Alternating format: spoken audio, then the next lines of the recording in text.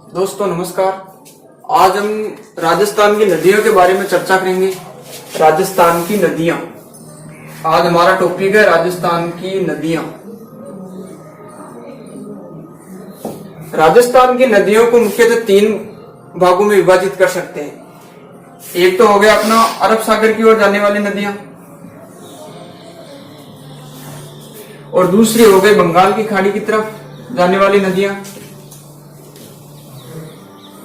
और तीसरी हो गई अपने राजस्थान के अंदर ही जो नदियां बह करके राजस्थान के अंदर ही विलुप्त हो जाती है, उसे कहते हैं आंतरिक प्रवाह की नदियां। आंतरिक प्रवाह की नदियां। आज हम राजस्थान के आंतरिक प्रवाह की नदियों के बारे में पढ़ेंगे। आंतरिक प्रवाह की नदियों में राजस्थान की जैसे घग्गर नदी है, सबसे लंबी नदी। आंतरिक प्रवाह की सबसे लंबी नदी आ जाए तो घग्गर नदी, और सबसे छोटी नदी है काकनी, और कातली नदी अलग है दोस्तों। काकनी अलग है, कातली अलग है तो आंतरिक प्रवाह की कातली। तो हम सबसे पहले घग्गर नदी के बारे में पढ़ेंगे।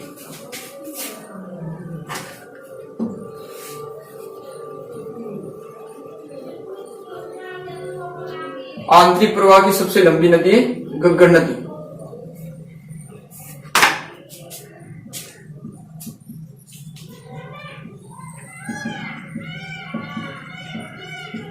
आंतरिक प्रवाह की लंबी नदी कौन सी नदी है? घग्गर।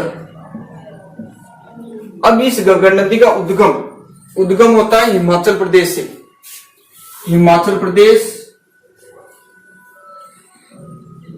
हिमाचल प्रदेश में शिवालिक की पहाड़ियां हैं, और शिवालिक की पहाड़ियों के नजदीक एक कालका माता का मंदिर है।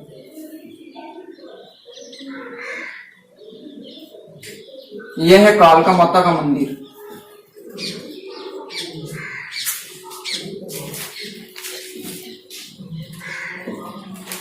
कालका माता के मंदिर, और यह है शिवालिक की पहाड़ियां। शिवालिक पहाड़ियां। तो इस नदी का उद्गम हो जाता है हिमाचल प्रदेश, शिवालिक की पहाड़ियां, कालका माता के मंदिर से इस नदी का उद्गम होता है, और फिर ये राजस्थान के अंदर प्रवेश करती है। और जो राजस्थान के अंदर प्रवेश करती है उस स्थान का नाम है, यह है टिब्बी। टिब्बी नामक स्थान से राजस्थान में प्रवेश करती है। यहां से स्टार्ट हुई है हिमाचल प्रदेश, शिवालिक की पहाड़ियां, कालका माता मंदिर से ये उद्गम हुआ इसका। उसके बाद में ये राजस्थान में प्रवेश करेगी टिब्बी नामक स्थान से। उसके बाद में ये नदी ये हो गया अपना हनुमानगढ़। हनुमानगढ़ के बाद में ये गंगानगर होती हुई पाकिस्तान के फोर्ट अब्बास तक जाती है। यह हो गया पाकिस्तान का फोर्ट अब्बास।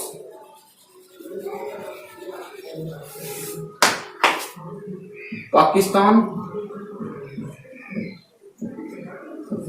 और ये जो स्थान है ये विलुप्त होती है, उस स्थान का नाम है फोर्ट अब्बास।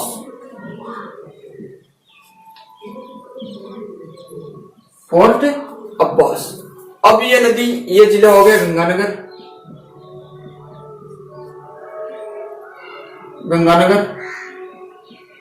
और ये हो गया हनुमानगढ़। तो यह नदी राजस्थान के 2 जिलों में बहती है, हनुमानगढ़ और गंगानगर। अब इस नदी के किनारे कौन कौन सी सभ्यताएं विकसित है, कौन कौन से नगर है, क्या है, ये देखो। अब ये नदी यहां से आई, और हनुमानगढ़ के अंदर इसके अंदर 2 सभ्यताएं विकसित है। एक सभ्यता है कालीबंगा,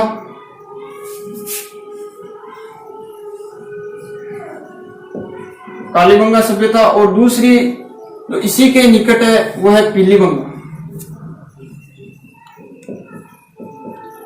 तो घग्गर नदी के किनारे कालीबंगा तथा पीलीबंगा 2 सभ्यताएं विकसित है। उसके बाद ये नदी गंगानगर में जाती है, और गंगानगर में एक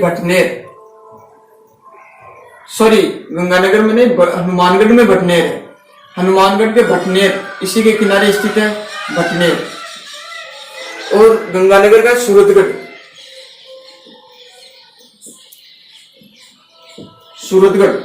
गंगानगर का सूरतगढ़ और हनुमानगढ़ का भटनेर इस नदी के किनारे स्थित है। इस नदी की यहां से लेके यहां तक फोर्ट अब्बास तक कुल लंबाई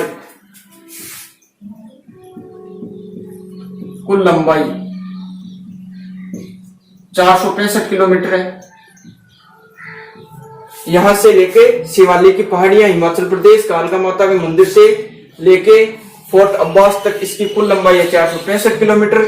और इस नदी को अलग अलग स्थान पर इसके प्रवाह क्षेत्र को अलग अलग नामों से जाना जाता है। जैसे अपने राजस्थान में इसके प्रवाह क्षेत्र को कहते हैं नाली या पाट।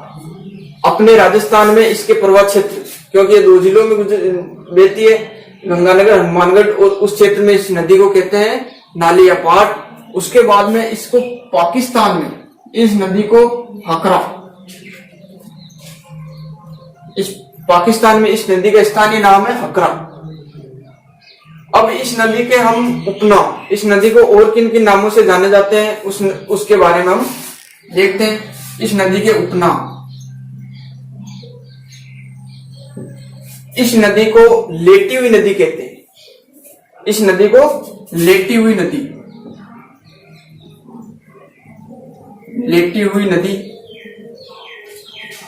मृत नदी, नट नदी, सोत्र नदी, सरस्वती, द्वेषवती नदी, अंतरराष्ट्रीय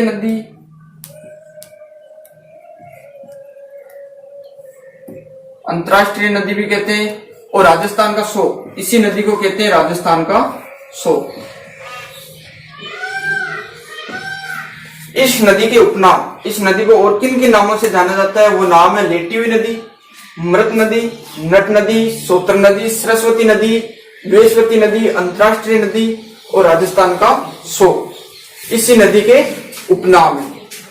चलो, तो ये गगन नदी तो हो गई क्लियर। उसके बाद में अगर आप चाहे तो स्क्रीनशॉट ले सकते हैं, ले लो स्क्रीनशॉट।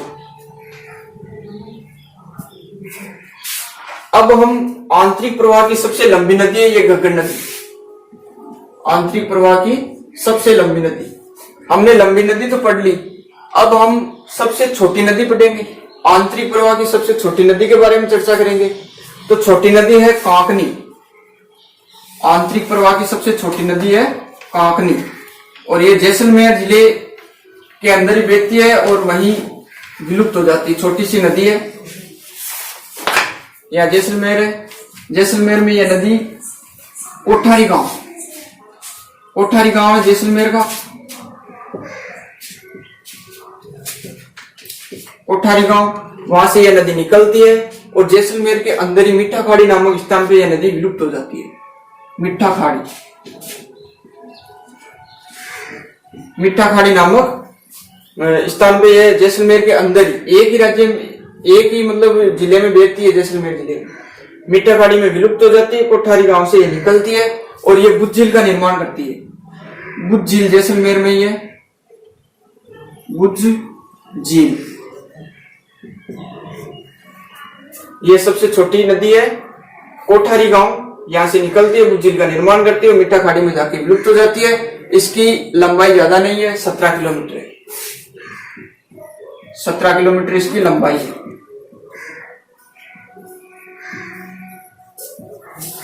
अब हम पूर्ण बहाव की दृष्टि से सबसे लंबी नदी है उसके बारे में चर्चा करेंगे। वो नदी है कांतली। कांकनी अलग अलग है दोस्तों। कांकनी नदी के बारे में पढ़ेंगे। कांतली नदी पूर्ण बहाव की दृष्टि से सबसे लंबी नदी है। पूर्ण बहाव की दृष्टि से,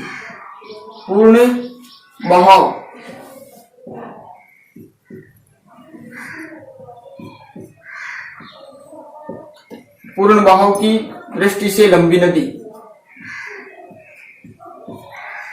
कौन सी है? कांतली नदी।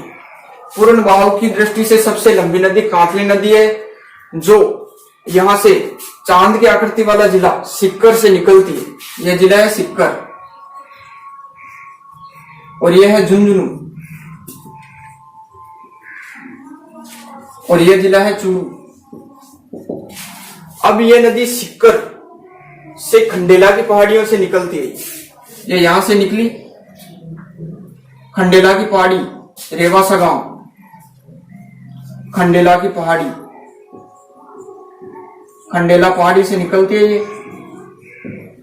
और ये नदी झुंझुनू को 2 भागों में विभाजित करती है। ये इंपॉर्टेंट बात है कि ये नदी झुंझुनू को 2 भागों में विभाजित करती है, और चूरू की सीमा पर जाते ही ये नदी विलुप्त हो जाती है। चूरू की सीमा पर विलुप्त, और ये झुंझुनू को 2 भागों में विभाजित करती है, 2 भागों में विभाजित, 2 भागों में बांटती है।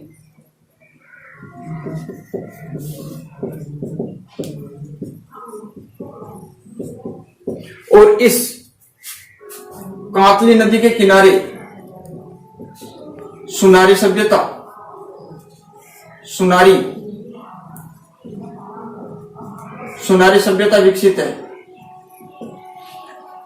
कांतली नदी के किनारे सुनारी सभ्यता विकसित है, और यह झुंझुनू को 2 भागों में विभाजित करती है, और यह चूरू की सीमा पर जाके विलुप्त हो जाती है। और इसके प्रवाह क्षेत्र को, कांतली नदी के प्रवाह क्षेत्र को तोरावाटी कहते हैं। तोरावाटी, इसके प्रवाह क्षेत्र को कहते हैं तोरावाटी। और इस नदी की कांतली नदी है, इसकी कुल लंबाई है यहां से लेकर यहां तक 100 किलोमीटर।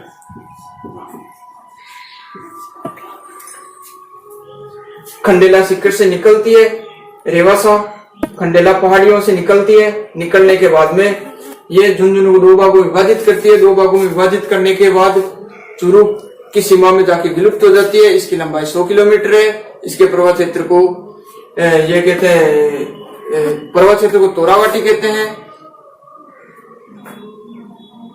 बस ठीक है दोस्तों, आज के लिए।